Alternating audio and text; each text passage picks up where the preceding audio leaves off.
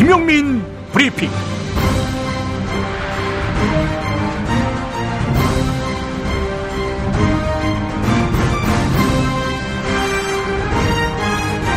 (2016년 11월 29일) 화요일입니다. 질서, 명예 이렇게 전제를 달았지만 결과적으로 대통령직 퇴진을 요구했습니다. 새누리당 내의 친박 핵심 중진들이 말입니다. 놀라운 일입니다. 아니, 당연한 수순입니다. 역시 친박에게는 의리보다는 생존이 중요했습니다.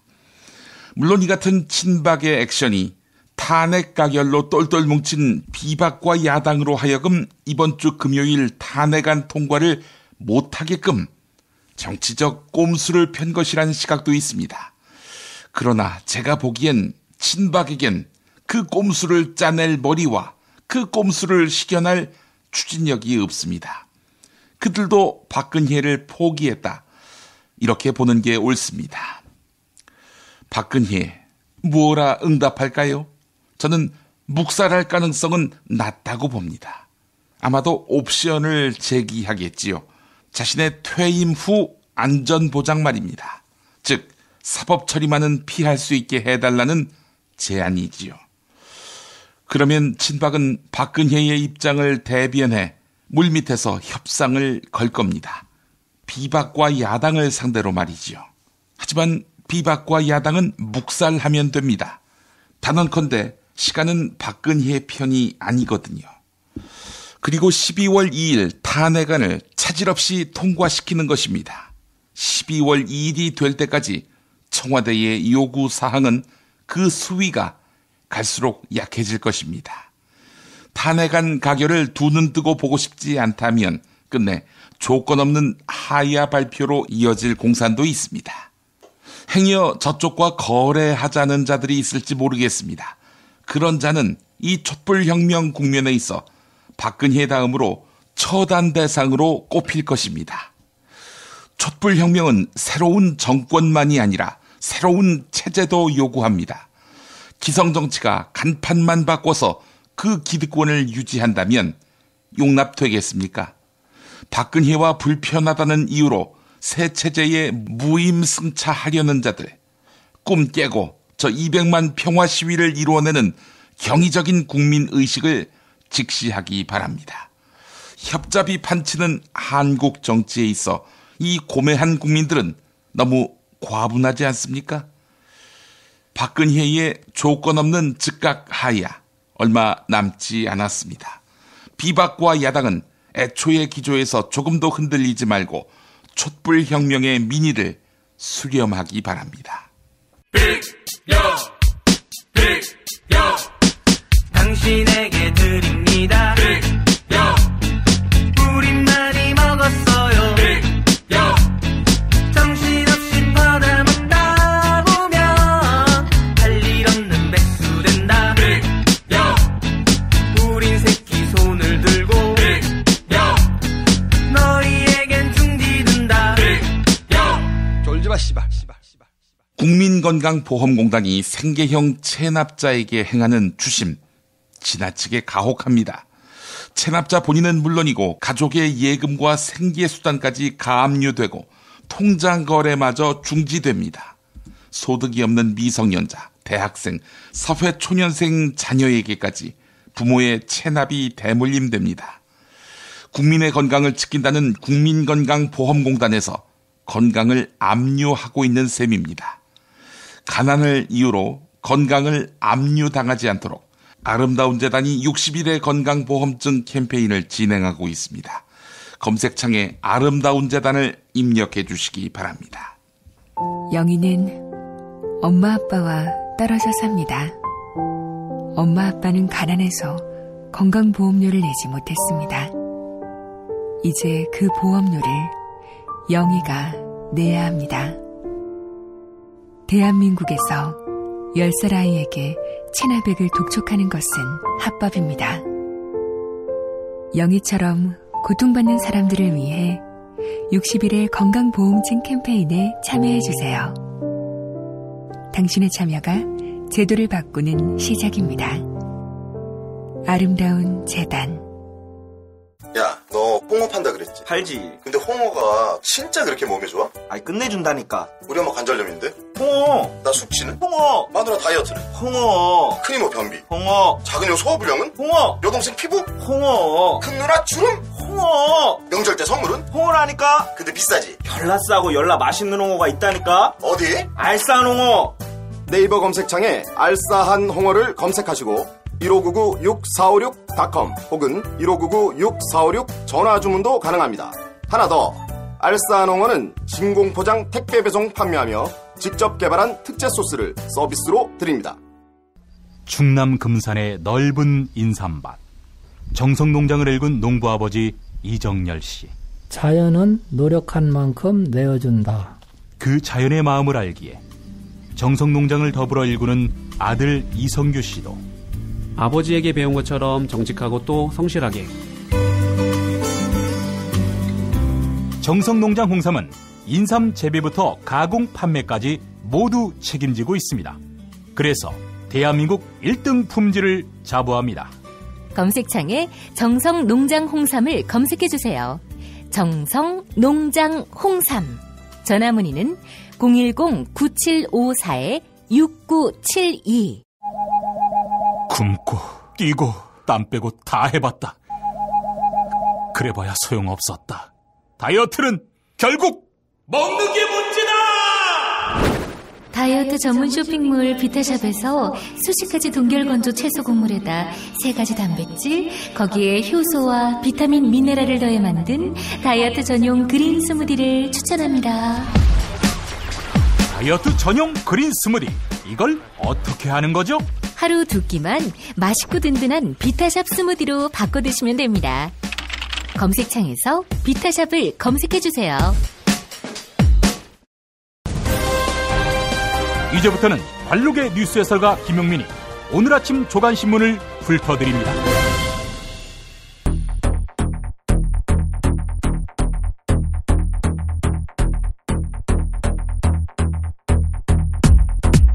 주요 뉴스부터 볼까요? 이른바 국가원로에 이어 친박, 심지어 조선일보마저 박근혜의 조기 퇴진을 요구하고 있습니다. 이런 거에는 가타부타 귀를 닫아왔던 청와대마저 꿈틀거리고 있다. 이 소식이 들려오고 있습니다. 그도 그럴 것이 국정 컨트롤 타워여야 할 청와대가 벌써 몇 주째 기능 마비 상태입니다. 부처는 어떻습니까? 상황 정리되면 그때 가서 일하자 이러고 있습니다. 공공기관은 그래서 거대한 PC방이 되고 있습니다. MB도 고산지대에 순방했지만 비아그라는 구매하지 않은 것으로 나타났습니다. 이런 증언이 나왔네요. 대통령 진료는 대부분 청와대 의무실이 아닌 관저에서 이루어졌다라고요.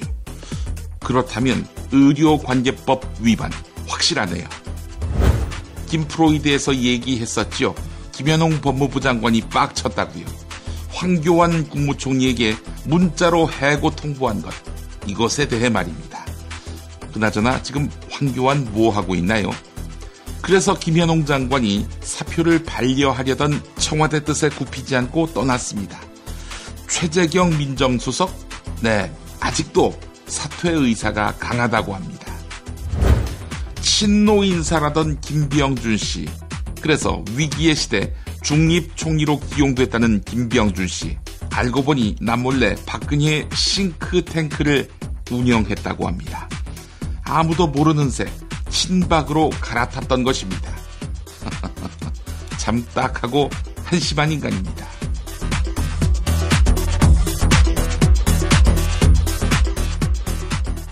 어제 저녁 서청원, 최경환 등 새누리당 친박 핵심 중진들이 대통령 박근혜에게 조기 퇴진할 것을 건의했습니다. 이에 대해 조선일보, 그 의도가 의심스러운 개헌 요구를 하면서도 이런 주장을 폈습니다. 첫째, 박근혜가 물러날 결심을 해야 한다. 둘째, 박근혜는 어떤 정치적 복선도 조건도 없이 다 내려놓아야 한다. 셋째, 야권이 어깃장을 놓지 말고 이를 수용해야 한다. 하야 한다면 수용 못할 게 뭐 있습니까?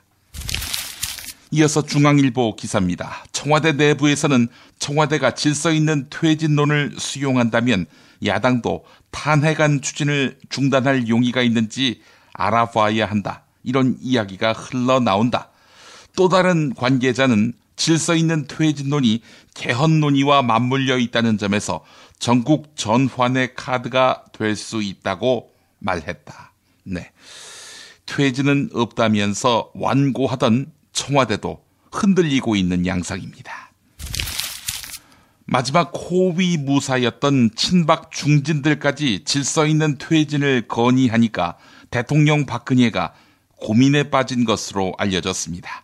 정치권 한 인사는 국회에 모든 것을 맡기고 다 내려놓겠다는 뜻을 밝힌다는 이야기도 나온다라고 전했습니다. 청와대 관계자는 더 버틸 수 있겠는가? 이제 더는 버틸 수 없을 것 같다. 이렇게 말했다고 합니다. 경향신문이 보도했습니다. 명예로운 퇴진이 현실화하려면 대통령 박근혜에게 어떤 수준까지 면죄부를 줄지 결정해야 합니다. 하지만 우리 사법 시스템은 형이 확정돼야 사면이 가능하다는 게 난점입니다. 김형준 명지대 교수는 이미 검찰 수사가 시작됐고 특검까지 예고된 만큼 박근혜의 사면을 미리 보장해 줄 길이 없다. 이렇게 말했습니다.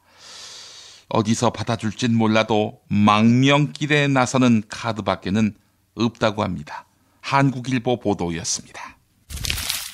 새누리당 비박계는 친박계가 대통령 박근혜에게 조기 퇴진을 건의한 것에 대해 뒷북이라고 평가했습니다. 또한 탄핵 추진 입장에는 변함없다는 반응도 보였는데요. 한겨레 기사입니다. 비박을 대표할 위치가 되는지는 알 수 없지만 하태경 의원은 내년 4월 말 명예퇴진을 국민들이 수용할지 의문이다. 탄핵을 통해 즉각 직무정지를 시키는 것이 꼭 필요하다. 이렇게 말했습니다. 대통령 박근혜 탄핵 정국 속에 정부 부처는 극심한 혼돈에 빠져 있습니다. 각 부처 공무원들은 국정 공백을 넘어 마비 상태에 이르렀다라고 입을 모았습니다. 연말이면 각 부처는 내년에 할 일을 계획하고 연초에 있을 대통령 업무 보고에 분주합니다. 하지만 올해는 업무 보고 일정조차 잡지 못하고 있습니다. 서울신문이 보도하고 있는데요. 박근혜가 대통령으로서 업무 보고를 받을 가능성이 낮아지니까 이러는 거 아니겠습니까? 청와대는 고산지대 순방에 대비해 비아그라와 88정을 구매했다. 이렇게 해명한 바 있습니다. 하지만 이명박 정부 때도 대통령이 고산지대를 순방했지만 비아그라와 88정 등은 구매하지 않은 것으로 조사됐습니다. 청와대 의약품 구매 비용은 이명박 정부 때보다 2배 이상 늘었다고 합니다. 서울신문이 보도했습니다. 대통령 박근혜의 비선진료 의혹과 각종 주사제 논란의 중심에 청와대 의무실이 있습니다. 동아일보가 취재한 전 대통령 주치의와 자문의들은 대통령은 주로 숙소인 관저에서 치료를 받으며 의무실에서는 간단한 수술까지도 가능하다. 이렇게 말했습니다. 청와대 파견 근무를 했던 한 대학병원 교수는 청와대 의무실 시설이면 대형 수술은 못하지만 다른 것은 다 할 수 있다. 이렇게 말했습니다. 박정희 전 대통령을 10년 가까이 보좌했던 김정념 전 대통령 비서실장이 동아일보와 인터뷰를 했습니다. 김정념 전 실장은 유경수 여사 서거 이후 당시 박근혜가 기업체 2곳의 융자 해결을 부탁했다고 합니다. 두 업체는 최태민에게 청탁을 벌인 곳이었습니다. 당시 20대였던 큰영애 박근혜가 비서실장에게 대출 청탁을 한 것입니다. 최태민 부녀에게 일생 내내 농락당한 박근혜입니다. 이런 한심한 인간을 대통령으로 세웠다니. 청와대가 세월호 참사 당일 언론에 계속되는 오보 때문에 대통령 박근혜가 피해 상황을 오후 2시 50분쯤에야 인지했다. 이렇게 얼마 전 인터넷 홈페이지를 통해서 해명했지요. 하지만 감사원이 정부에 대한 감사를 실시한 결과 이 해명은 거짓으로 드러났습니다. 청와대 안보실은 미 구조 인원들은 실종 또는 선체 잔류 가능성이 많다고 세월호 참사 당일 아침 11시경에 박근혜에게 보고했습니다. 한겨레가 보도했습니다. 어제 대통령 박근혜가 김현웅 법무부 장관의 사표를 일주일 만에 수리했습니다. 하지만 청와대 관계자는 박근혜의 만류로 최재경 청와대 민정수석은 업무를 계속할 것이다. 이러면서 사표를 보류했다고 밝혔습니다. 하지만 최재경 수석의 물러나겠다는 의지가 강하다. 이런 관측이 나온다고 조선일보가 보도했습니다. 네, 최재경이 민정수석 더 안 하겠다. 이러면 유영하한테 변호인 겸 민정수석을 맡기는 거 어떨까요? 청와대 문고리 권력 3인방 가운데 한 명인 안봉근 전 비서관이 경찰 인사에 개입했던 것으로 드러났습니다. 또한 인사 개입에 실패하면 보복도 서슴지 않았다고 하는군요. 안봉근 전 비서관은 경찰청장으로 가는 자리인 청와대 사회안전비서관에 특정 인사를 앉히려고 시도했습니다. 하지만 민정수석실에서 반대하자 김기춘 당시 비서실장을 통해 청와대에 파견된 경찰관 전원에게 원대 복귀 명령을 내렸다는 것입니다. 네, 당시 민정수석은 김영한 수석 아니었을까요? 노컷뉴스가 보도했습니다. 서울대 성낙인 총장이 교수 인사청탁을 받고 여기에 응했다라는 의혹이 제기됐습니다. 함성득 전 고려대 교수가 자신의 아내인 오정미 서울대 약학과 교수를 특정 보직에 앉혀달라고 성낙인 총장에게 편지로 부탁했습니다. 성낙인 총장은 지난 7월 오정미 교수를 연구 부처장에 임명했습니다. 함성득 전 교수는 당시 고위 관료와의 친분을 내세워 사업계약 로비를 시도한 혐의로 징역 10월형을 선고받고 복역 중이었습니다. 함성득 배후에 무엇가 있어서 서울대 총장이 휘둘렸을까요? 한겨레 보도였습니다.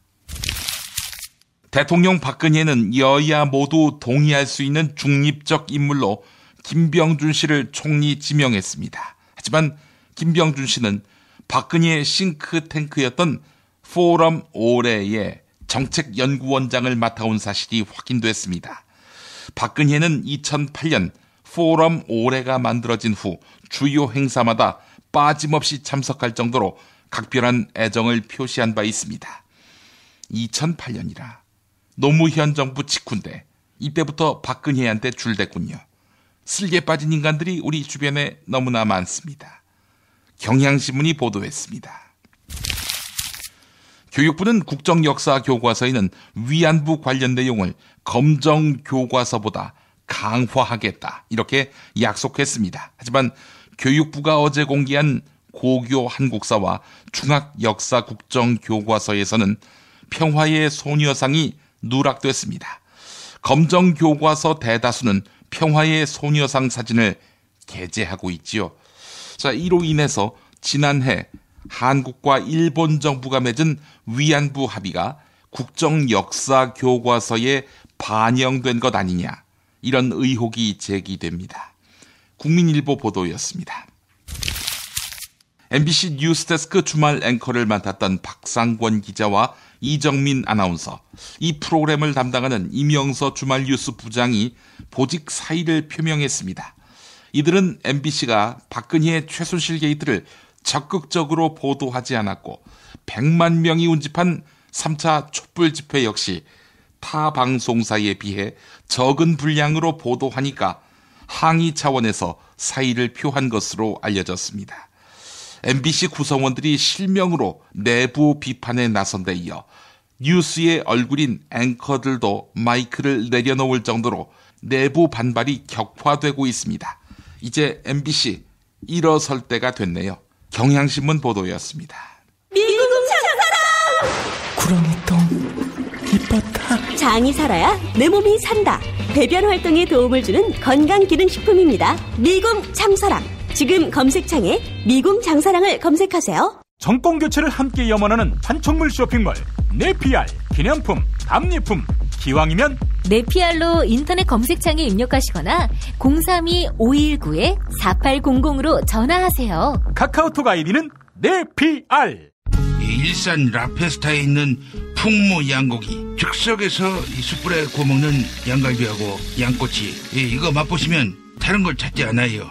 못하니요 시방, 빨리 예약들 안 하고 031-902-9292. 수아비스랩닷컴에서 한 달간 오픈 기념 행사로 100% 페이백 행사를 진행합니다. 구매한 가격만큼 그대로 현금으로 돌려주는 100% 페이백. 부담 없이 수아비스 화장품의 효과를 확인하세요.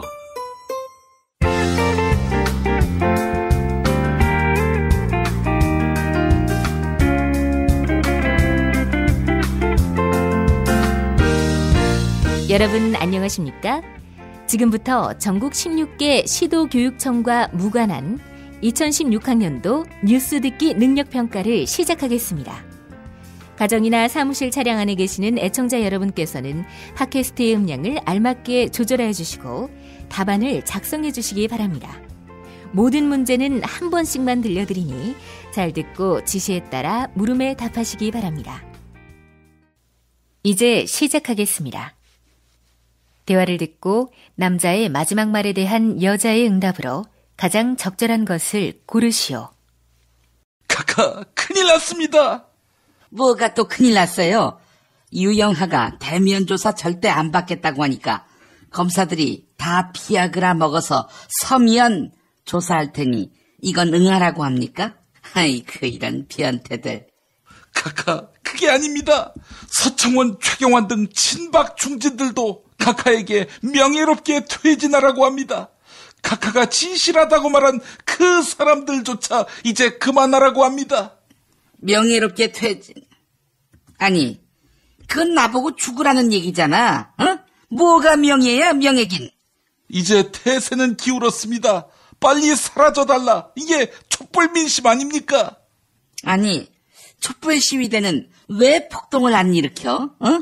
관청에 불 지르고 경찰을 폭행하고 외국 보면 그렇게 하잖아. 그렇게 해서 계엄령 선포하고 침이 쿠데타 일으키려고요. 그럴 줄 알고 200만이 평화 시위를 하는 겁니다. 한두 번 당했습니까?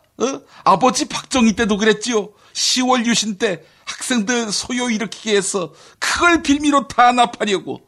그런 얕은 수법으로 국민을 농락하려 드는 거. 그것만으로도 탄핵 사유가 충분하다고. 씹새끼. 야, 너 나 만난 거 부끄럽다고 했다며? 그런 새끼가 이런 말을 하냐? 박근혜 후보는 그동안 혹독한 감정과 시련을 겪은 맹자가 말한 바로 하늘이 준비시킨 유일한 후보입니다. 여러분들 박근혜 대통령 사랑합니까? 이 김무성이도 대한민국 국민 누구보다도 더 박근혜를 존경하고 사랑합니다, 여러분. 한 입으로 두 말하는 너 같은 새끼 만난 내가 다 부끄럽다. 어? 너 이 새끼 또 이따가 공화국 논평 주인공이니까 그리 알아. 비서관 오늘부터 청와대 곳곳에 이 음악을 틀어. 임을 위한 행진곡. 동지는 간데 없고 이빨만 나부겨 새날이 올 때까지 흔들리지 말자. 이 노래 알지? 카카, 임을 위한 행진곡이 5.18 당시 전남도청에서 맞서 싸우던 어떤 청년을 기리며 만든 노래지요. 이 청년이 누군지 아십니까? 알지. 1번 윤상현, 2번 윤상원, 3번 김기춘, 4번 최태민, 5번 차은택.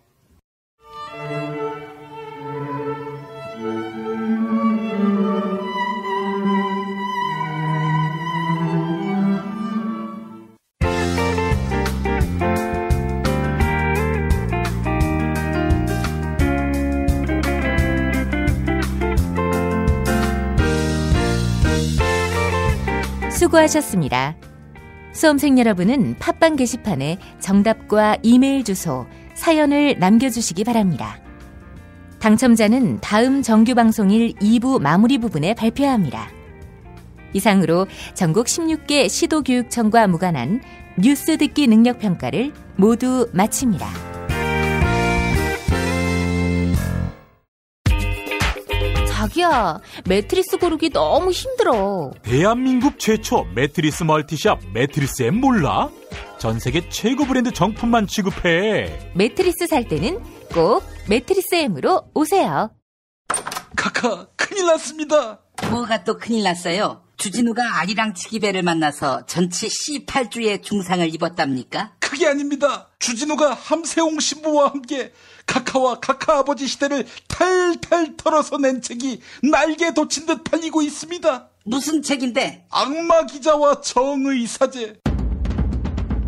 악마 기자 주진우, 정의 사제 함세웅의 속 시원한 한국 현대사 콘서트. 악마 기자 정의 사제. 왜 때리십니까? 빨리 다 사드려. 더 이상 그 책 못 읽게. 시사인북에서 나왔습니다. 김재준, 문익환, 안병무, 서남동 등 한국 현대사의 암흑기, 민족과 역사 앞에 비치됐던 시대의 지성이 움튼 학교, 한신대학교 신학대학원. 한신대학교 신학대학원 장학기금 마련을 위한 음악회가 11월 29일 화요일 저녁 7시 반, 서울 수유동 한신대학교 신학대학원 예배당에서 있습니다. 소프라노 박미애, 메조소프라노 추이명, 테너 박현준, 바리톤 류연승 등 유명 성악가와 함께합니다. 입장권은 전석 5만 원이며 02-2125-0111로 문의하시기 바랍니다.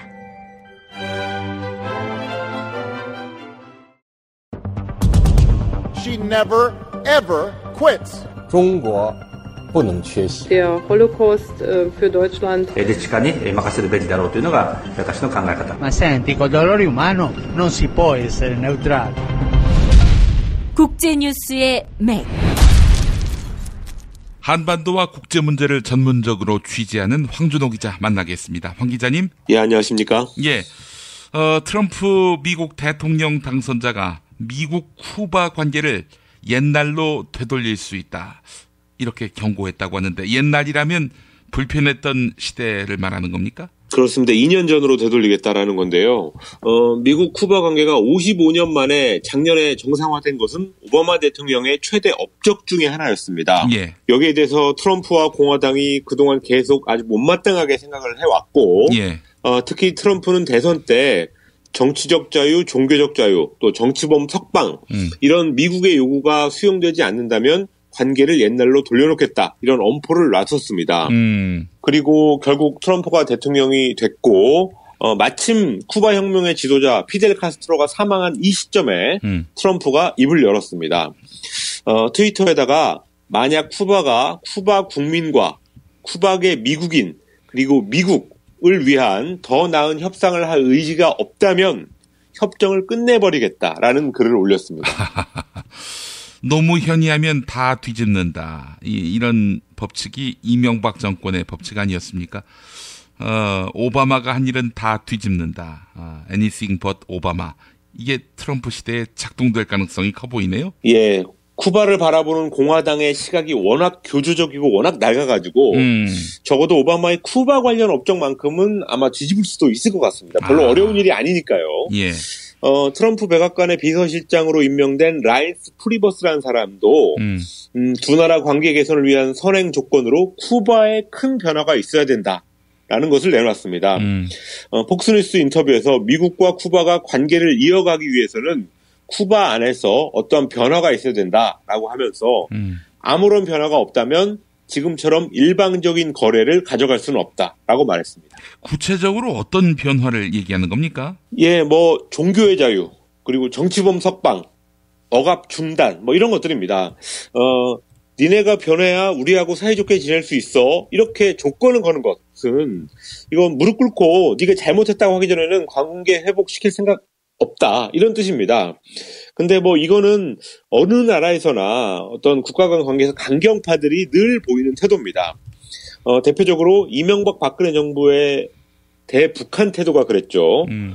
그리고 부시와 오바마 시절에 미국이 북한에 대해서 요구했던 것도 북한의 선제적인 변화였습니다. 또 역시 미국이 과거 이란한테 했던 것도 그랬고요. 그거를 지금 트럼프 쪽에서 쿠바한테 그대로 적용하고 있는 그런 모양새입니다. 예. 참. 공화당 입장에서는 트럼프 당선과 카스트로 사망이 겹친 이 시기를 호기로 여긴 측면도 있어 보이네요. 예, 옛날 적대 관계로 돌려놓을 아주 절호의 찬스라고 지금 생각하는 것 같습니다. 예. 대대적으로 밀어붙이고 있는데 쿠바계 상원의원 마르코 루비오라는 사람이 있습니다. 이 사람은 트럼프하고 공화당 내 대선 후보 경선을 치렀던 주요한 정치인인데 트럼프 당선인이 대선 공약대로 쿠바에 대한 양보 철회를 1순위 과제로 삼아야 된다. 이런 걸 강조했고요. 예.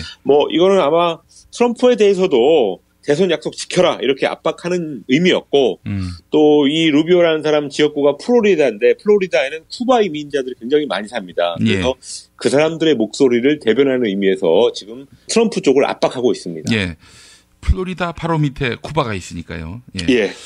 자, 이런 상황에서 미국 쿠바 사이에 정기 항공편이 운항을 시작했다고 하는 소식도 들어왔네요. 예, 어제 오전에 55년 만에 역사적인 정기 운항을 시작했습니다. 예. 플로리다주 마이애미에서 첫 비행기가 쿠바 수도 아바나로 출발했고요. 예. 몇 시간 뒤에 뉴욕에서도 역시 아바나로 비행기 한 대가 떴습니다. 예. 또 앞으로 휴스턴이나 애틀란타 이런 데서도 조만간 직항편이 운항될 예정이라고 합니다. 예. 백악관 대변인은 50년 동안 닫혔던 문이 열리는 것은 쿠바 국민뿐 아니라 미국에도 중요한 이득이 된다라고 하면서 쿠바 주재 미국 대사관이 생긴 것 그리고 직항편 운항 이런 것들은 이게 일방적인 양보가 아니라 미국의 이익에도 부합이 된다 이런 식으로 그 오바마 정부의 쿠바 정책의 정당성을 강조하는 그런 말을 했습니다. 예, 오바마 쪽은 이제 관계 회복의 흐름을 계속 이어가고 싶다라는 의지를 나타냈는데 글쎄요, 트럼프는 이걸 없겠다는 거 아닙니까? 예, 제가 이거 보면서 노무현 정부 말기에 14 남북 정상선언 후에 여러 가지 남북 교류 사업을 밀어붙이던 때를 보는 것 같습니다. 예. 그때 3, 4개월 동안 정말 많은 일들이 있었는데 그렇지만 이명박이 대통령으로 들어서면서 하나둘 끊어버렸고 지금 이렇게 남북관계 제로 시대가 돼버렸습니다. 예. 미국에서도 오바마 말기에 쿠바로 비행기를 띄우면서 관계 회복의 흐름 이것을 굳히려고 하고 있는데 사실 오바마가 쿠바를 품은 게 특별한 이유가 있는 게 아니라 쿠바 뒤에 소련이 있던 그런 냉전 시대도 아니고 지금이 그래서 사실 쿠바라는 나라가 미국에 아무런 위협이 되지도 않는 나라가 됐기 때문에 가능했던 거거든요. 예. 일종의 역사 청산 작업의 의미도 있었는데 그렇지만 트럼프 세력이라는 사람들은 쿠바에 대한 낡은 시각 여기에 아직도 머물러 있어서 그런 별로 실익도 없는 그런 시각에 머물러 있어서 지금 이렇게 퇴행적인 움직임이 나타나는 것 같습니다. 예. 우리 정부는 어떻게 카스트로 사망에 조의를 표했습니까? 예, 어제 외교부 당국자가 익명으로 언론에 알리는 형식으로 조의를 표명했습니다. 카스트로 사망에 대해서 서거라는 표현도 썼고요. 정부는 쿠바 국민에게 조의의 뜻을 전한다. 라고 말을 했습니다. 예. 쿠바는 사회주의 국가고 또 191개 유엔 회원국 중에서 한국이 수교하지 않은 나라는 북한 빼고 마케도니아, 시리아, 쿠바 이렇게 3개 나라입니다. 그렇지만 쿠바라는 나라는 전략적으로 꽤 비중이 있는 나라고 그렇기 때문에 조의를 표명한 것 같고 윤병세 장관 명의의 조전을 직접 발송하기도 했습니다. 아니 쿠바에 우리 국민들이 여행 많이 가는데 쿠바하고 여태 수교를 맺지 않았었군요. 예, 미국 눈치 보느냐고 못 맺었죠. 미국도 지금 맺은 상황이면은 우린 못 맺을 이유가 전혀 없지 않습니까? 그렇습니다. 그래서 지금 열심히 작업하고 있는 중이고 그것 때문에 이번에 조전도 보낸 것 같습니다. 예. 쿠바 정부가 아니라 쿠바 국민들에게 조의를 표한 점은 어떻게 보세요? 예, 껄끄러운 상대한테 종종 쓰는 방법입니다. 예. 5년 전에 북한 김정일 사망했을 때도 당시 이명박 정부가 담화문을 발표해가지고 북한 정부가 아니라 북한 주민들에게 위로의 뜻을 전한다 이런 얘기를 했었습니다. 예. 이 점은 특별히 비판할 건 없는 것 같은데 한 가지 짚어야 될 것은 그 윤병세 장관이 지난 6월에 한국 외교장관으로서 처음으로 쿠바를 방문해서 비록 미수교 국가지만 외교장관 회담을 하고 그랬었습니다. 그런 유연한 행보 이거를 왜 북한하고는 안 하나? 이 정부 머지않아 문 닫겠지만 그런 체행적인 역사 또 경직된 자세, 이중잣대 이런 것들을 반드시 기억해야 될 것 같습니다. 예, 알겠습니다. 자, 미국 흑인 운동단체에서 카스트로에게 애도와 함께 감사의 성명도 발표했네요. 예, 인종주의하고 싸웠던 게 카스트로의 최대 업적이라고 제가 어제 말씀을 드렸는데 예. 미국 흑인 인권운동단체도 그 점을 확인했습니다. 예. 블랙 라이브스 매터라는 미국 단체가 있습니다. 그러니까 흑인들의 생명도 소중하다. 그러니까 경찰들 막 쏘지 마라 이런 뜻인데요. 예. 어제 성명을 발표해서 카스트로의 사망에 대해서 엄청난 상실감과 두려움 또 우려가 교차한다라고 하면서 예. 혁명이란 것은 태어났다는 이유만으로 모두가 똑같이 누릴 권리가 있다는 것을 인정하는 데 있다라는 말로 카스트로의 사망을 안타까워했습니다. 혁명이란 것은 태어났다는 이유만으로 모두가 똑같이 누릴 권리가 있다는 것을 인정하는 데 있다. 그러니까 태어났는데 누구는 금수저가 되고 누구는 흑수저가 되는 이런 현실에 반기를 드는 게 혁명이라는 점에서 요즘에 그 촛불혁명 여러모로 시사하는 바가 크네요. 예. 자, 한국 상황 한번 짚어보겠습니다. 외신의 눈으로 본 한국 상황 말인데요. 영국 파이낸셜 타임스가 신문지면 한 면을 털어서 한국 정치 상황을 보도했다고요? 예, 아시아판이라고 하는데 촛불 시위 사진 크게 받고 또 악화되는 경제 상황을 보여주는 지표도 두 가지 그래프로 보여주면서 심층적으로 분석한 기사였습니다. 예. 기사 제목이 박 스트라이프였는데요. 예. 이게 박의 투쟁, 박근혜의 투쟁이라는 뜻입니다. 근데 이게 히틀러의 자서전, 나의 투쟁, 마인캄프를 연상시키는 제목이다. 이런 해석도 있어가지고 네. 그렇다면 이거는 박근혜를 히틀러에 비유한 거냐? 이런 말도 나오고 있습니다. 그런 이야기 들어도 싸지요, 박근혜는. 예. 자, 이 기사 안에 어떤 얘기들이 들어 있습니까? 예, 한국의 재벌 구조를 바로잡겠다고 정권을 잡은 박근혜 대통령이 재벌들로부터 막대한 돈을 갈취했다는 혐의를 받고 있다. 이런 문장이 있었고요. 사실 내용은 다 우리가 아는 내용입니다. 경제 성장률 둔화와 안보 위기, 인구 고령화, 가계부채 이런 중요한 결정이 필요한 시기이지만 대통령이라는 사람이 그런 결정을 내릴 수 없는 상황이다. 라고 하면서 박근혜가 역대 동아시아 지도자 중에서 최저인 4%의 지지율로 추락했다라고 전했습니다. 그러면서 한 가닥의 희망이 있다면 한국에서 위기는 낯선 존재가 아니라는 점이라면서 전쟁의 잿더미 속에서 탄생한 한국이 97년 외환위기 이후 20년 만에 분기점에 서 있다라고 진단했습니다. 예, 알겠습니다. 자, 황준호 기자님 오늘 말씀 잘 들었습니다. 예, 감사합니다. 야, 딴지마켓 좀 봐봐. 이담채 김치 게시판 지금 보고 있어? 왜요? 뭐가 문제 있나요? 야, 어떻게 하나같이 맛있다, 예술이다, 감탄했다, 물건이다, 또 재주문했다 이런 글만 올라올 수 있지? 이거 공작의 냄새가 나지 않아? 아무래도 그런 것 같아. 이담채 김치 게시판에 작전 세력이 개입한 거 아닐까요? 그럴 리가요. 이담채 김치는 맛있는 김치 말고는 따로 자랑할 게 없습니다. 드셔보시고 판단하세요. 포털 사이트에서 이담채 김치. 주문 전화는 1544-4586 1544-4586. 그리하여 이가을 나는 새싹당 콩차를 마십니다. 그리하여 나는 마음이 놓입니다. 그리하여 새로운 세상을 만납니다. 그리하여 새싹당 콩차.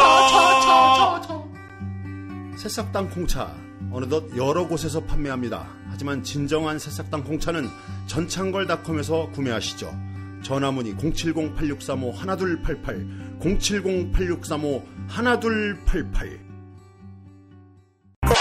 공화국 참치논평 구이동 대양 참치를 맛보지 못한 국민 여러분은 진정한 참치 맛을 보기 위한 강도 높은 중대 조치를 취하실 계획을 표명하시고 곧장 구이동으로 달려오시기 바란다. 참치에 대한 체질적인 거부감과 적개심을 노골적으로 드러내는 분도 구이동 대양 참치에 오시면 추호도 용납할 수 없는 포악무도한 폭식 행위를 자행할 것이다.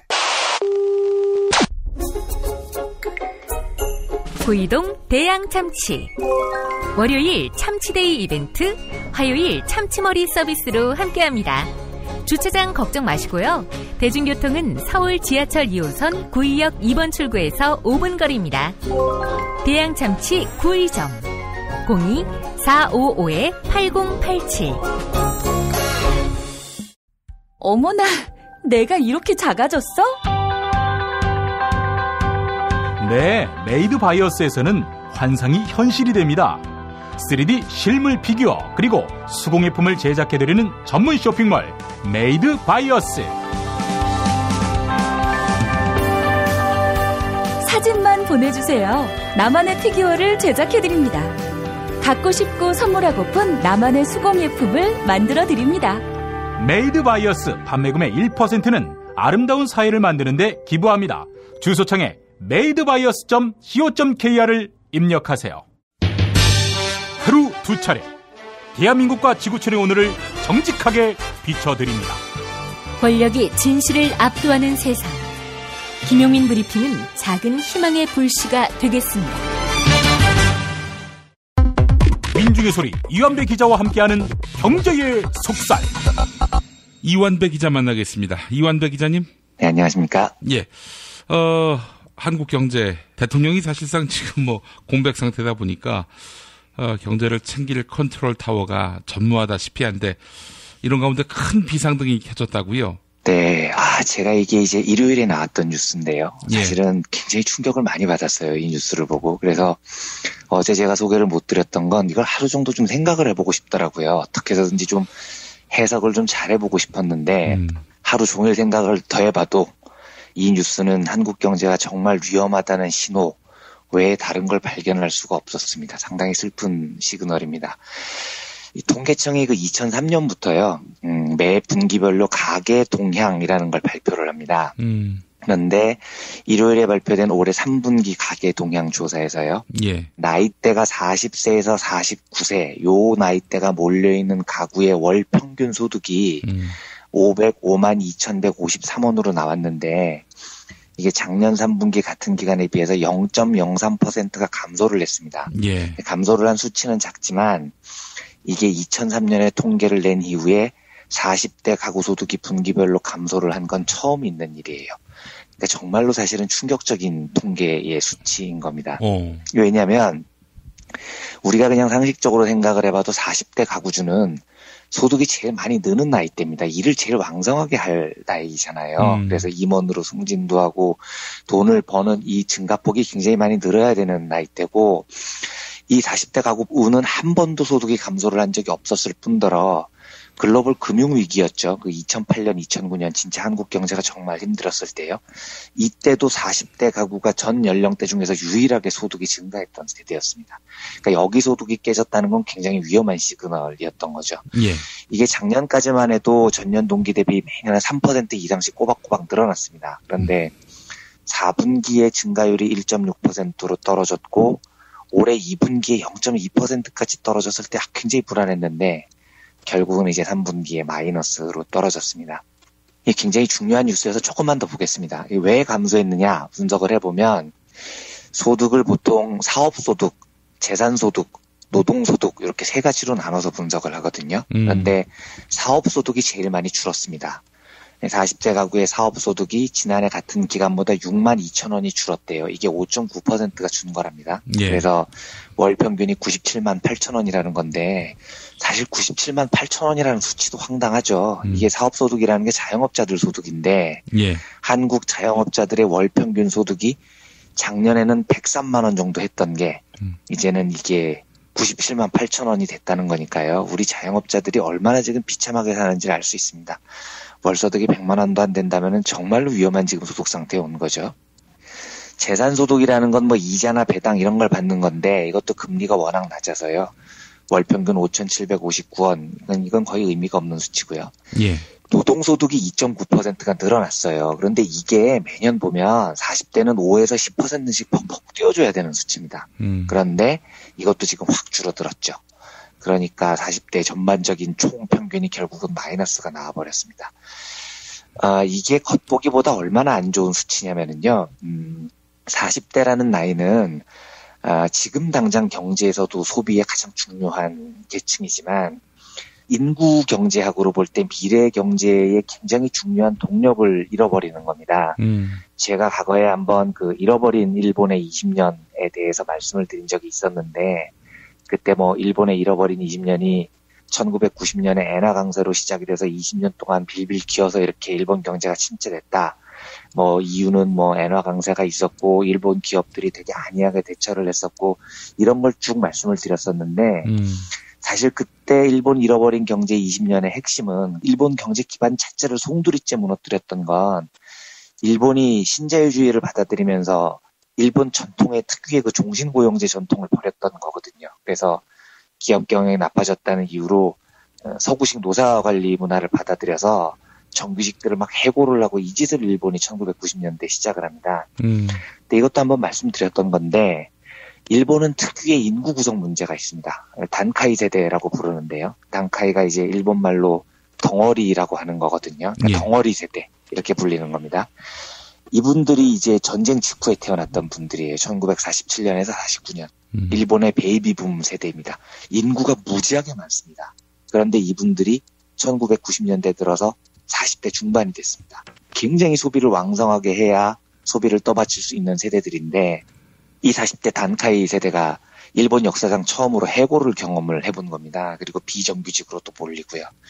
그러니까 이 단카이 세대가 소비를 줄이고 나라 소비가 착살이 난 걸 떠나서 문제는 뭐냐면 이 단카이 세대들이 지금이 70대가 됐는데 70대 때도 돈을 안 써요. 그러니까 거의 지금 한 20년 넘게 일본 경제의 발목을 잡는 세대가 돼버린 겁니다. 그런데 이 통계가 왜 위험하냐면 지금 한국의 40대가 소득이 감소했다는 게 인구 구성상 볼 때 지금 40대가 1990년대 일본 단카이 세대하고 되게 비슷하거든요. 예. 그러니까 제가 지금 71년생인데 이게 우리나라에서 인구가 제일 많은 세대예요. 90만 명에 육박합니다. 그런데 지금 이 40대 소득이 감소하기 시작했다는 겁니다. 그러면 일본하고 비슷한 꼴이 나는 거죠. 지금 당장 경기도 어려워지겠지만 숫자가 이렇게 많은 세대가 점점 더 나이 들수록 소비를 더 줄일 거고요. 이러면 장기 경기 침체 원인이 될 가능성이 굉장히 높습니다. 지금 이 40대 소득이 통계사상 첫 감소인데요. 특히 제가 위험하게 보이는 건 일본 단카이 세대만 해도 일본이 종신고용제를 버리고 서양식 그 해고 문화를 받아들이면서 단카이 세대들이 소비를 줄이기 시작했다는 건데 지금 한국의 40대는 아직 쉬운 해고가 도입이 안 됐습니다. 그러니까 쉬운 해고가 도입도 되기 전부터 지금 이런 일이 벌어지고 있다는 게 더 위험합니다. 그러니까 지금 한국은 쉬운 해고를 하겠다고 협박만 하고 있는 상태잖아요. 그리고 공공기관의 그 성과연봉제도 일부만 도입이 된 상태고요. 그런데 만약에 쉬운 해고를 도입도 했고 공공기관 공기업들 성과연봉제를 다 도입을 해서 지금 40대 소득이 감소했다면 물론 그것도 굉장히 위험한 시그널이지만 왜 이런 일이 벌어졌을까에 대해서 원인은 쉽게 분석이 되는 겁니다. 쉬운 해고가 도입이 돼서 40대들 해고자가 늘고 뭐 성과연봉제 때문에 소득이 줄고 이랬구나라고 분석은 되는데 지금 한국 베이비붐 세대는 아직 쉬운 해고도 도입이 안 된 상태에서 벌써 마이너스 소득 성장을 하고 있는 겁니다. 오로지 경기 침체 때문이에요. 만약에 그런데 여기에서요. 쉬운 해고까지 도입이 되고 공기업 성과연봉제도 광범위하게 실시하고 박근혜가 하고 싶은 대로 다 했다면은요. 지금 생각해보면 끔찍했던 거죠. 제가 생각했던 것보다 훨씬 더 빨리 40대의 소비 절벽 시대의 문을 열 뻔했었던 겁니다. 그러니까 이 통계를 보고 하루 종일 이렇게 생각을 하다가 문득 들었던 생각은 어떻게 보면 하늘이 한 번 더 한국에 기회를 준 걸 수도 있겠다 이런 생각이 들더라고요. 그러니까 만약에 역사의 가정은 없지만 박근혜 최순실 게이트가 한 6개월만 뒤에 터졌다면은요. 그래서 쉬운 해고가 도입이 됐다면은요. 공기업 성과연봉제가 광범위하게 도입이 됐다고 한번 생각을 해보십시오. 이러면 40대 4분기 소득은 정말 박살이 났을 겁니다. 그리고 그걸 인구 구성 비율을 감안해보면 한국 경제는 진짜 되돌아올 수 없는 강을 건널 뻔했어요. 그나마 박근혜가 식물 대통령이 된 게 타이밍이 아슬아슬했던 겁니다. 지금 이 시점이요. 또 조금 거슬러 올라가 보면 4.13 총선을 여당이 이겼으면요. 이것도 진짜 아찔했습니다. 박근혜가 2월 달에 그 추운 겨울에 박근혜가 민생 구하기 서명 운동 한답시고 정경련 애들이 하는 길거리 서명 운동을 하고 다녔잖아요. 예. 이거 제가 언제 한번 다시 짚어보고 싶은 일입니다만 저는 이것도 아무리 봐도 최순실 게이트하고 재벌들의 그 뇌물하고 연결이 돼 있는 것 같거든요. 아니 어느 나라 대통령이 길거리에서 서명운동을 하고 다니냐고요. 지가 집권자인데 서명운동은 집권자가 아닌 사람들이 하는 거죠.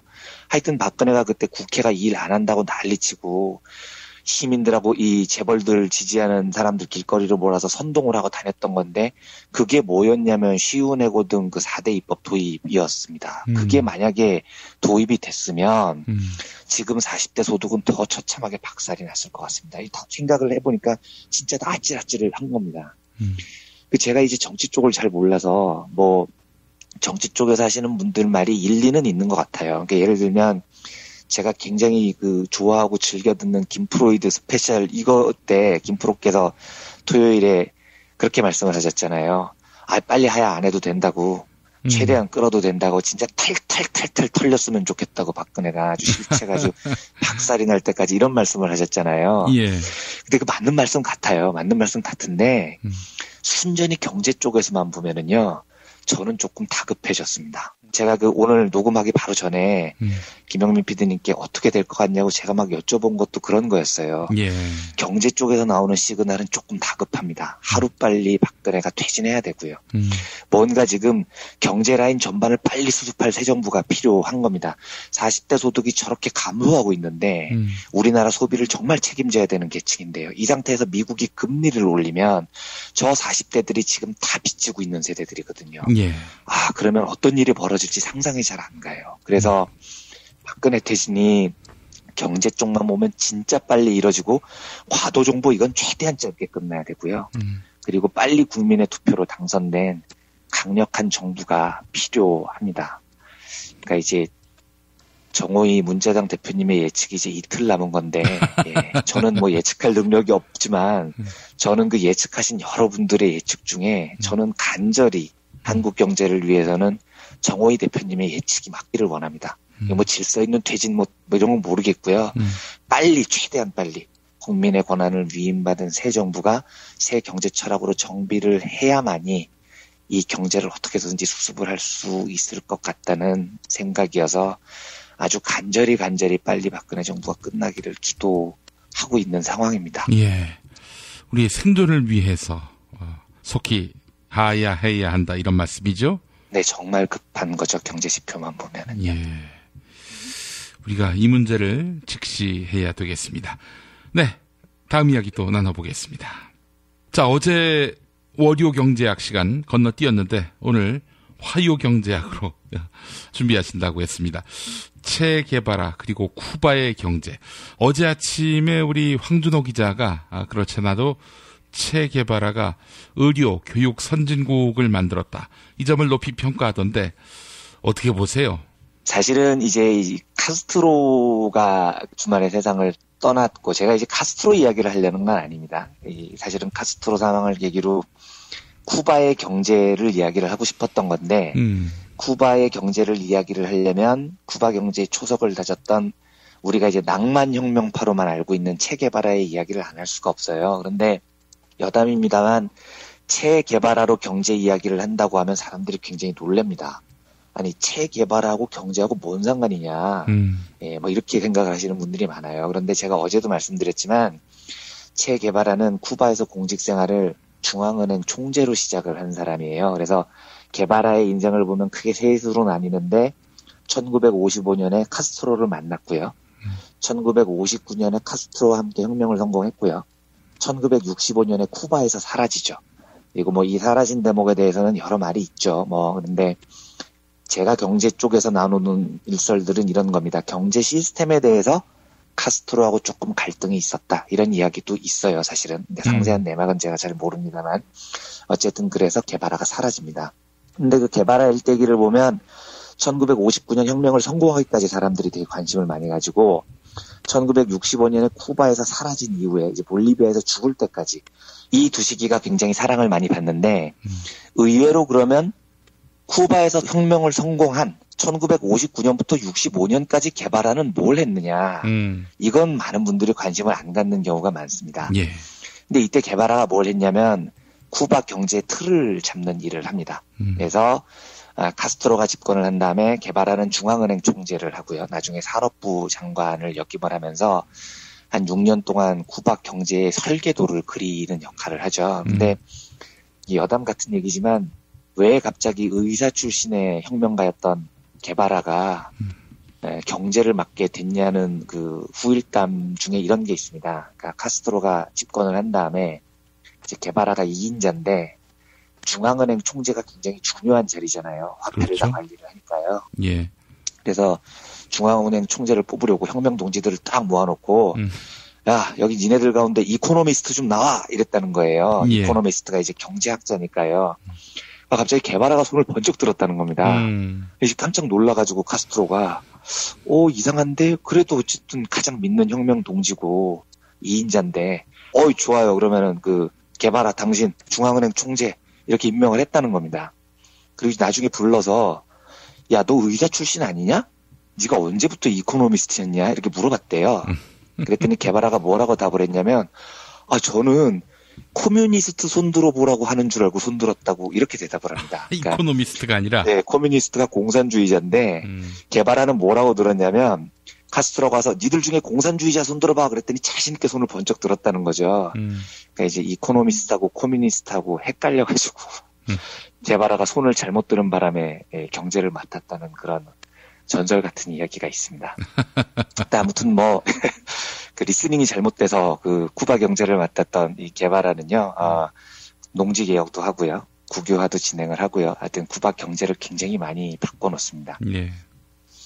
그런데 이 게바라와 쿠바의 경제를 이해하기 위해서는요, 자본주의에서 얘기를 하는 자유무역이라는 환상을 조금 알아둬야 됩니다. 그러니까 자본주의에서의 자유무역이라는 건 이런 겁니다. 모든 국가들이 자기가 가장 잘하는 걸 만들어서 그 다음에 무역을 하면 선진국도 후진국도 모두가 해피해진다. 이게 이제 자유무역 사상이에요. 그러니까 선진국은 반도체를 잘 만들고 후진국은 물고기를 잘 잡으면 후진국이 괜히 반도체 만들려고 하지 말고 선진국도 괜히 물고기 잡으려고 하지 말고 선진국은 반도체만 만들고 후진국은 물고기만 잡은 다음에 둘을 필요한 만큼 무역을 하면 선진국도 후진국도 모두 행복해진다. 이게 자유무역 이론의 요체거든요. 예. 그런데 그렇게 하면 모두가 행복해진다는 건 정말로 개소리인 거죠. 왜냐하면 그렇게 하면 후진국은 언제 반도체를 만들어 보겠습니까? 그러니까 후진국이라는 건 평생 동안 50년, 100년이 지나도 자유무역 이론에 따르면 물고기만 잡거나 사탕수수만 재배를 하거나 농업만 하라는 이야기인 겁니다. 그리고 선진국들은 고도화된 산업을 해서 자기들은 그걸 비싼 가격에 팔고, 그러니까 선진국들이 산업 고도화를 하고 후진국들이 경제 발전을 못하도록 막는 그 이데올로기를 그렇게 예쁘게 포장을 한 겁니다. 자유무역 이론이라는 걸요. 못 사는 나라들은 농업이나 어업만 해. 고급 산업은 우리가 할게. 이렇게 포장을 한 거죠. 우리가 쿠바 경제를 볼 때 많이 오해를 하는 건 이런 겁니다. 야, 쿠바가 뭐 한국하고 상대가 되겠어? 한국은 그래도 지금 세계 11위권의 경제대국이 됐는데, 근데 이건 이렇게 단순하게 볼 수 있는 문제가 아닙니다. 예를 들어서 한국이 만약에 북한하고 접안 지역에 있지 않았다면, 지정학적으로 사회주의랑 아주 비교되는 위치에 있지 않았다면 우리 한국은 1970년대식 경제개발을 하지 못했을 겁니다. 왜냐하면 우리 한국한테도 똑같이 미국이나 강대국들이 그렇게 얘기를 했겠죠. 자유무역 이론 몰라 임마? 니네들은 평생 오징어하고 텅스텐이나 팔아. 비싼 뭐 TV나 철강이나 이런 거 우리한테 사서 써. 이렇게 강요를 했을 겁니다. 왜냐하면 미국이나 서구 제국주의 국가들은 모든 세계의 후진국들을 그렇게 대접을 했거든요. 예. 그런데 한국은 그렇게 하면 안 되는 거였습니다. 이게 북한이랑 딱 붙어 있으니까. 더구나 72년까지는 북한이 한국보다 경제가 더 나았었거든요.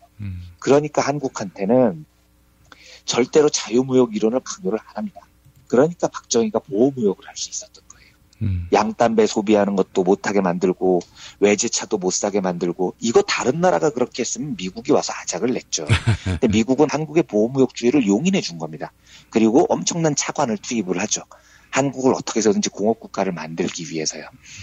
그러니까 한국은 이렇게 발전을 한 게 뭐 박정희 덕이 절대 아닌 겁니다. 이 지형학적 위치 때문에 굉장히 큰 혜택을 본 게 있었던 거죠. 그래서 한국과 쿠바 경제를 단순 비교를 할 수는 없습니다. 자, 그러면 쿠바 혁명 당시에 쿠바 상황이 어땠느냐면요.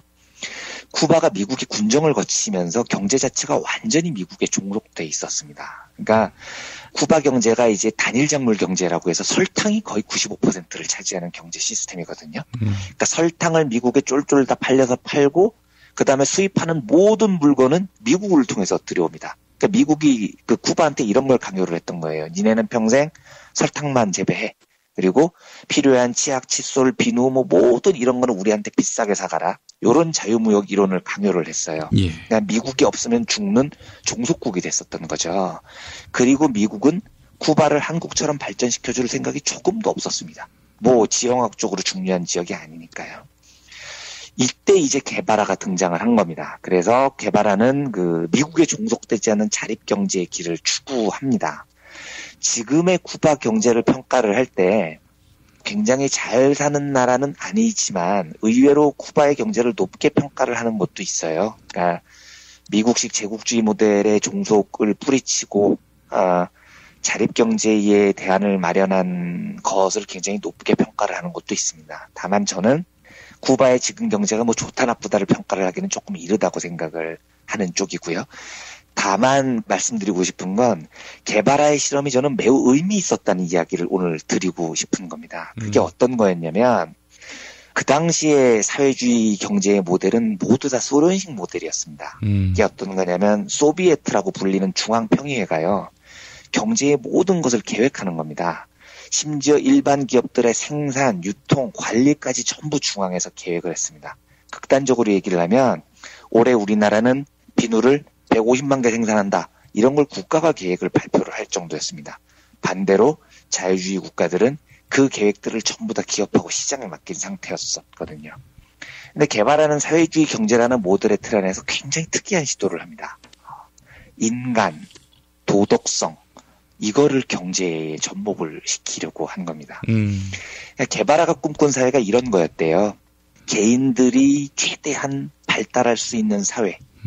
그걸 목표로 하는 사회. 각 개인의 자유로운 발달이 만인의 자유로운 발달의 조건이 되는 사회. 이게 게바라가 꿈꾸는 사회였습니다. 그러니까 우리가 얼핏 사회주의라고 하면 국가 우선, 당 우선, 전체주의 막 이렇게 생각을 하는데 게바라는 출발을 개인의 문제로부터 시작을 하는 겁니다. 그리고 자본주의의 시스템을 막기 위해서 자본주의적인 이 물질 인센티브 시스템이 인간의 도덕성을 굉장히 말살한다. 우리가 뭘 성공을 하면 새로운 걸 개발하면 1억 원 준다 이런 물질적인 인센티브는 사회주의를 완전히 망가뜨릴 것이다. 그래서 대신 도입을 하는 것이 뭐냐면 인민들을 믿고 인민들의 도덕적인 자극을 믿고 돈보다도 인민들의 도덕성의 인센티브를 더 신뢰하는 시스템을 만들고 싶었습니다. 그러니까 제가 만약에 새로운 발명을 해서 인민들에게 큰 기여를 하면 자본주의처럼 스톡옵션 50억 원 이걸 주는 게 아니라 와, 이 사람은 인민을 위해서 기여한 사람이다 라는 큰 칭송을 주고요. 그 기술을 개발을 한 사람은 그 칭송을 자랑스럽게 생각을 하면서 인민을 위해 봉사하는 그런 시스템을 만들고 싶어 했었던 거예요. 실제로 그 시스템 설계를 한 걸 보면 뭐 예산 재정 시스템, 자율 재정 시스템이라는 걸 도입을 하는데 이것도 조금 특이합니다. 소련식 사회주의는 예산, 뭐 관리, 생산, 유통 이걸 전부 소비에트 평의의 중앙정부에서 결정을 하지만 게바라는 이걸 재정 예산까지만 중앙에서 관리를 하고요. 생산 관리하고 유통은 이 직접 관리 현장에 맡겨버리는 겁니다. 그러니까 이게 노동자들을 믿는 거예요. 너희들이 결정하는 것을 믿겠다. 그리고 심지어 작은 단위의 재정의 계획도 노동자들에게 직접 할 수 있는 그 권한을 부여를 합니다. 그래서 대부분 사회주의 국가들이 실패를 하는 건 노동자들을 믿지 못하기 때문에, 민중들을 믿지 못하기 때문에 그걸 전부 중앙정부가 계획을 하려고 했었는데 게바라는 노동자, 민중, 인민들에 대한 믿음을 바탕으로 그 사람들의 도덕적인 자극을 바탕으로 경제의 도덕과 인간을 접목시켜서 이 문제를 해결을 하려고 했습니다. 이게 저는 참 되게 신기했었던 시도라는 거죠. 어떤 면에서 보면 경제학에서 인간의 윤리나 심리 분야를 도입한 최초의 실험자였을지도 몰라요. 요즘 들어와서 이제 심리를 경제학에 도입하고 이런 시도가 많은데 개발하는 벌써 50년 전에 이런 시도를 했었던 겁니다. 그래서 개발하의 경제학이 옳다는 겁니까? 그러다는 겁니까? 라고 물어보신다면 제가 결론을 잘 못 내겠습니다. 다만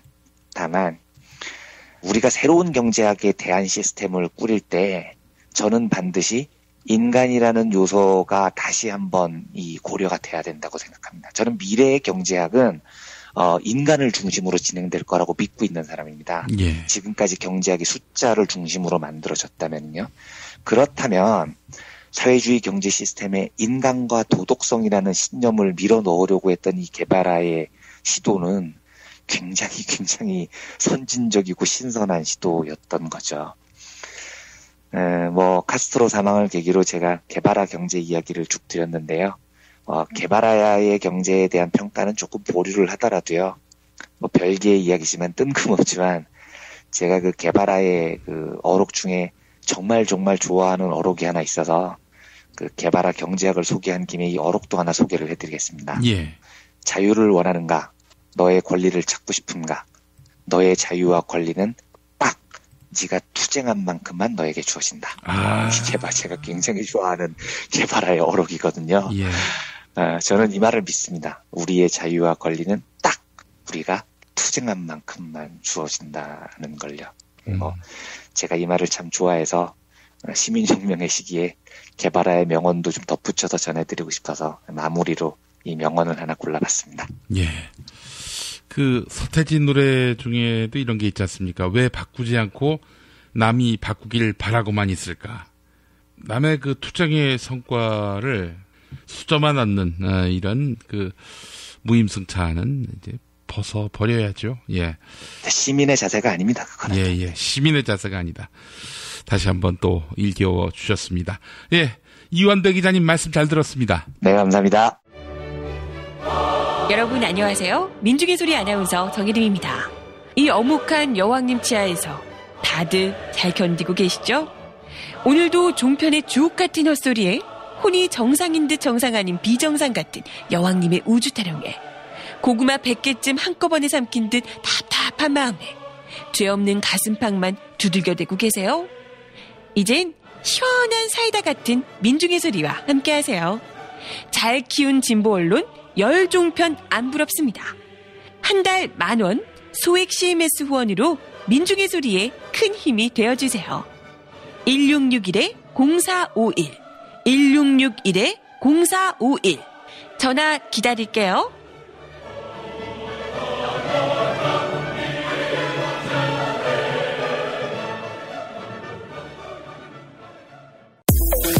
건강식품의 지존 전복을 택한다면 100% 완도에서 잡은 와우 전복. 네이버에서 와우 전복을 찾으세요. 010-2443-0818 포르투갈 정통의 레시피로 만드는 에그 타르트, 달콤함 그 이상의 감동. 타르트팜 킨텍스점. 일산 전 지역 배달, 단체 주문은 수도권 가능. 문의 전화 031-923-2995 검색창에 타르트팜 킨텍스점. 한우 사고를 집어넣고 24시간 팔팔 끓인 곰탕, 연지연 곰탕. 어린이부터 노인까지 누구나 좋아하는 건강식 연지연 곰탕. 택배로 신청하시려면 010-7252-1114.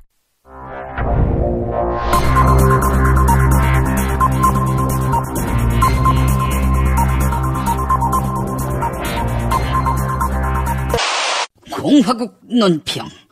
검찰이 3번이나 만나달라고 졸라도 절대 만나주지 않는 깍쟁이 박근혜 동지께서는 박동지를 만난 것이 가장 후회스럽다는 김무성에 대한 강도 높은 국가적 중대 조치를 취하실 계획을 표명하시고 구체적인 공격 방침을 제시하시었다. 경애하는 박근혜 동지의 단호한 결심은 총리 해먹고 싶어서 박동지를 팔아먹은 김무성에 대한 격한 분노의 표시다.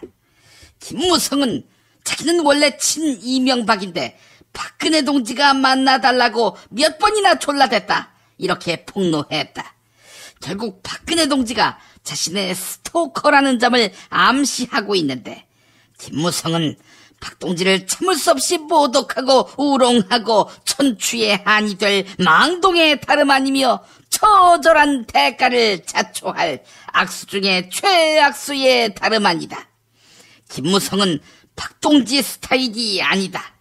박동지는 덥수룩한 헤어스타일을 선호하지 않기 때문이다. 이는 최태민 차은택을 보면 알 수 있는 일 아닌가. 또한 김무성은 박근혜 동지가 가장 개혁적이고 하늘이 준비한 지도자다. 이렇게 축혀 세웠다. 박동지가 힘이 있으면 칭송하고 힘이 없으면 단물 다 빠진 껌 취급하는 것은 일제강점기 때 일본에 달라붙었던 김무성 아버지의 DNA 그대로다. 김무성은 역시 아버지 DNA를 물려받은 박근혜 동지가 자기를 남산으로 데려가 배신자의 말로가 무엇인지 보여줄까 고민하게 해서는 안 된다. 고민하게 한다면 박근혜 동지에 대한 체질적인 거부감과 적개심을 노골적으로 드러내는 것으로서 추호도 용납 못할 포악무도한 도발 행위에 다름 아니다. 이제라도 박쥐 김무성은 박근혜 동지를 찾아가 참회의 눈물을 흘리며 국정역사 교과서에 반대 서명을 해놓고도 지필진의 이름을 올려 욕을 먹고 있는 표리부동한 한국고고학회장 최성락 목포대 교수 꼴만은 나지 않게 해달라고 이 말을 땅에 찍고 반성해야 할 것이다. 아울러 김무성은 원래 MB와 친했다고 짓거렸다. 그렇다면 지금 친이계를 중심으로 추진되고 있는 탄핵을 저지해야 할 것이다. 만약 거절할 시에는 박근혜 동지의 치솟는 분노와 경천 동지의 탄압의 불벼락을 피할 수 없게 될 것이다. 김용민 브리핑이 선정한 오늘의 칼럼은 이정열 전 창원지법 부장판사의 개헌론자들에게 고함입니다. 이 틈을 타서 개헌 이야기가 나온다고 한다. 개헌하는 자들의 주장에 의하면 이번 사건의 원인이 제왕적인 대통령제에 있기 때문에 대통령의 권한을 분산하는 분권형 제도로 바꾸자는 것이다. 광장에서 분출된 요구도 전혀 아닐 뿐만 아니라 문제 발생의 원인 분석도 틀렸다. 이번 문제가 헌법이 잘못됐기 때문인가? 오히려 헌법을 어긴 자들 때문에 생긴 문제인데 헌법 자체를 바꾸자고 하니 황당하기까지 하다. 하지만 개헌론자들이 그 주장을 쉽게 거둘 것으로 보이지도 않는다. 이에 개헌을 하게 된다면 반드시 고려돼야 할 사항을 몇 가지 제안해 보고자 한다. 먼저 개헌의 방향은 국민의 기본권 보장을 획기적으로 넓히는 쪽이어야 한다. 구체적으로 어떤 기본권이 더 보장돼야 할까? 우선 허가제처럼 운용되고 있는 집회 시위의 자유가 더 강하게 보장돼야 한다. 공무원 교원을 포함한 노동자의 노동 3권이 최소한 국제기구에서 정한 수준은 돼야 한다. 재헌 헌법에 있다가 사라진 근로자가 기업의 이익에 균점할 수 있는 근로자의 이익 균점권도 부활시켜야 한다. 복지국가 정신에 부합하도록 국민이 국가에 인간다운 생활을 할 수 있는 권리를 직접 청구할 수 있는 청구권도 규정돼야 한다. 국민이 권력의 형성과 작용, 소멸에 직접 참여할 수 있는 권리도 확장해야 한다. 선출되지 않은 권력으로 민주적 정당성을 의심받고 있는 사법 관련 조직, 대표적으로 검찰이지요. 이 사법 관련 조직을 국민이 직접 선출하도록 해서 민주성을 부여해야 한다. 적어도 최고법을 다루는 헌법재판소 재판관과 국민의 주권 행사가 현실적으로 나타나는 업무를 담당하는 중앙선거관리위원은 선출직으로 전환하는 것이 필요하다. 대통령과 국회의원도 국민이 직접 파면할 수 있는 국민소환제도를 마련해서 권력기관의 소멸에도 국민의 의사가 실현될 수 있도록 해야 한다. 특히 민주주의와 법치주의의 최후 보루로 일컬어지는 사법작용에도 국민 관여가 보장돼야 한다. 수사 대상 결정, 기소 여부 판단, 재판 제도를 국민으로 하여금 담당하게 해야 한다. 이를 위해 각각의 절차에 일반 국민의 의사가 반영되는 배심 제도를 헌법에 명시해야 한다. 네, 저도 개헌은 지지합니다. 하지만 이정열 전 판사의 칼럼 내용은 배제된 채 권력 지도만 바꾸는 개헌 요구는 국민에게 냉소만 살 것입니다. 그대들에게 너무나 과분한 똑똑한 국민이라니까요. 1부 마칩니다. 김용민 브리핑과 함께한 시간 어떠셨어요? 다음 시간에도 보다 바르고 알차며 즐거운 정보로 여러분을 찾아가겠습니다. 팟캐스트 포털 팟빵에서 다운로드하기, 구독하기, 별점 주기, 댓글 달기로 응원해주세요. 잊지 마세요. 다운로드하기, 구독하기, 별점 주기, 댓글 달기.